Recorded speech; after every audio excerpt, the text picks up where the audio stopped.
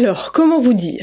J'ai fait une story sur Instagram où je vous demandais les pires conseils skincare et haircare que vous ayez jamais reçus. Et en fait, je me suis rendu compte que c'était tellement gravissime qu'il fallait tellement déconstruire des mythes que aujourd'hui, eh bien, je vais m'y atteler en vidéo et vous donner les clés si jamais quelqu'un vous donne ce conseil afin de lui expliquer pourquoi c'est hyper mauvais. Cette vidéo est sponsorisée par Mademoiselle Bio et exclusivement aujourd'hui et pendant tout ce week-end, c'est les Beauty Days et du coup tu peux avoir pas mal de réductions sur certaines références.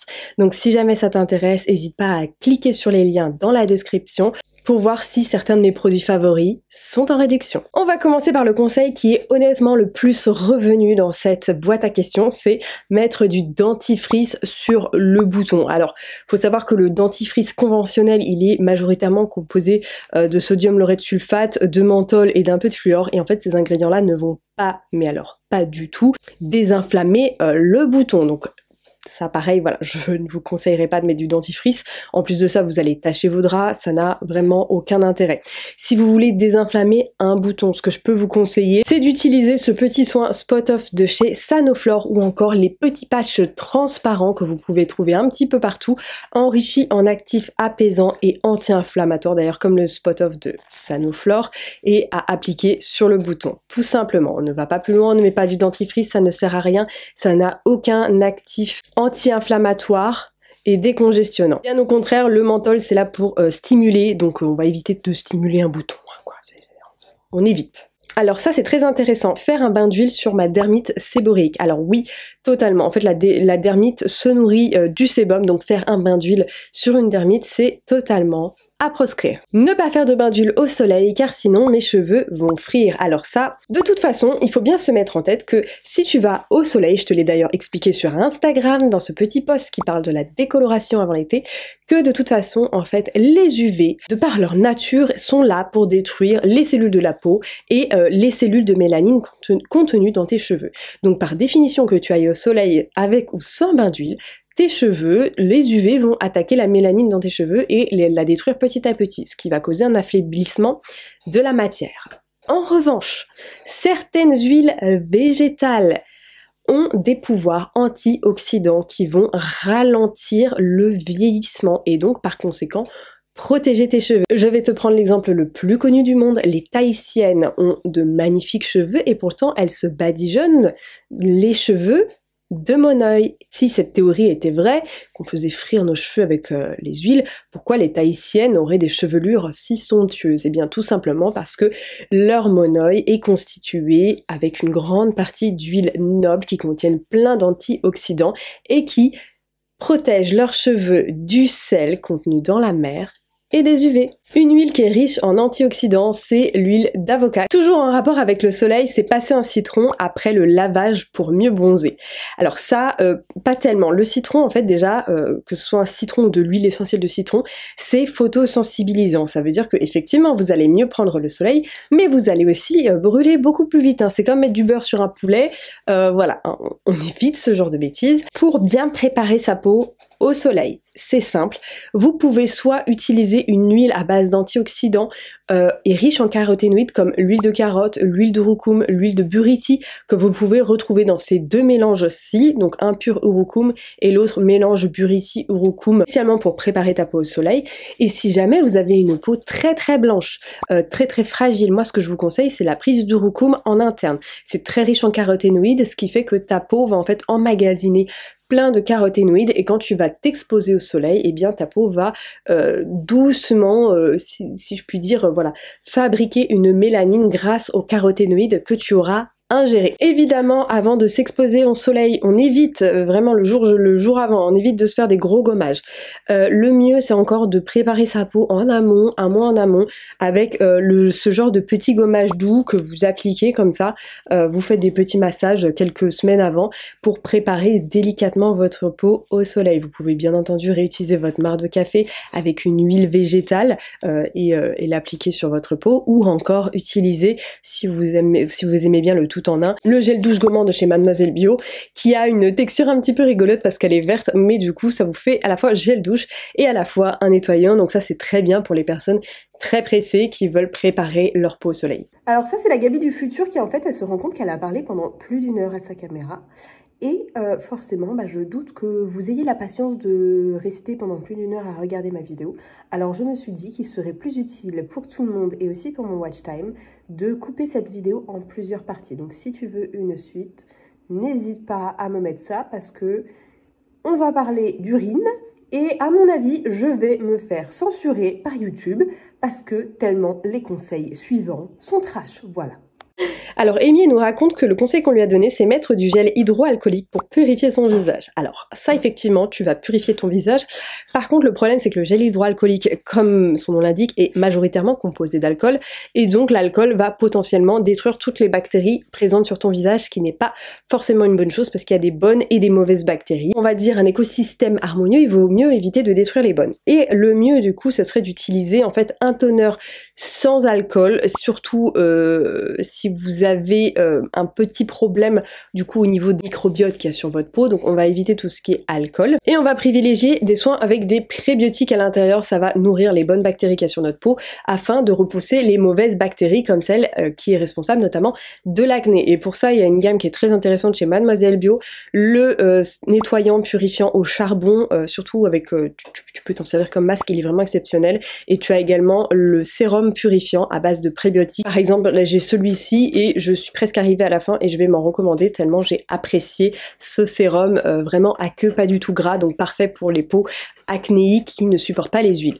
Alors, on a également se mettre du citron sur le visage, donc ça revient à préparer son corps pour le soleil en mettant du citron. Je comprends l'idée de clarifier le teint, d'éclaircir le teint. Le problème c'est que le citron c'est quand même hyper photosensibilisant, donc ça va provoquer des rides beaucoup plus rapidement puisque ta peau sera plus sensible aux UV. Donc on évite, si vraiment vous voulez quelque chose de parfumé, une odeur florale comme ça, je vous conseille vivement l'eau de fleur d'oranger avec une odeur très agréable pour préparer votre peau, pour enlever les restes de make-up ou encore pour fixer votre make-up ou encore pour vous en servir pour comment dire, vous sprayez quelques petits pchits avant de mettre votre crème hydratante, ça va servir de conducteur, ça fait que votre peau absorbera beaucoup mieux les soins. Alors j'ai également cette personne qui me dit tu es une femme noire, tu n'as pas besoin de mettre de crème solaire. Alors oui et non, on n'a peut-être pas besoin de mettre de crème solaire tous les jours si on travaille 35 heures dans une galerie commerciale qu'on voit quasiment pas la lumière du jour. Effectivement c'est pas forcément utile tout le temps, toute l'année, bon voilà. Mais il y a des cas dans lesquels ça peut être important. Par exemple, une personne qui a de l'acné, qui va tendance à avoir des cicatrices hyper pigmentées, que ce soit une femme noire ou une femme blanche, peu importe, ça peut arriver du coup que les boutons nous laissent des traces et ça justement c'est hyper important de se protéger et notamment ce qui va créer l'hyperpigmentation, c'est les UV. Et là pour le coup il vaut mieux utiliser une crème solaire. Ma crème solaire favorite de tous les temps c'est la crème Patika, moi j'utilise celle sur le corps, sur le visage, ça va très bien, c'est pas du tout comédogène. Après, il est vrai que pour les femmes noires, ça va légèrement griser le teint. Alors si vous vous maquillez derrière, je pense pas qu'il y ait de souci. En revanche, si vous voulez sortir sans make-up, bare face, je doute que ce soit la crème la plus adaptée ou là auquel cas je vous redirigerai vers une crème solaire conventionnelle qui a un rendu transparent. Alors on a un conseil très très curieux qui est de se lisser les cheveux tous les jours car apparemment ça active les boucles. Alors ça vraiment je sais pas d'où cette personne sort ce conseil, vraiment ne faites pas ça. Pourquoi? Parce que la chaleur est un des facteurs les plus importants dans la dégradation de la cuticule et donc ce qui forme ton cheveu. Et honnêtement il n'y a pas pire pour te flinguer les boucles. Et combien de femmes, et là notamment des cheveux on va dire un petit peu plus fragiles car ils sont en fait plus fins par nature, les cheveux frisés à crépus, il y a de nombreuses femmes qui expérimentent en fait au bout d'un seul brushing ou même un seul passage de plaque une action délétère sur leur texture de cheveux.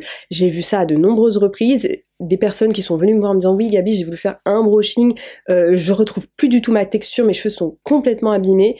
Donc honnêtement, ça c'est le pire conseil qu'on puisse donner.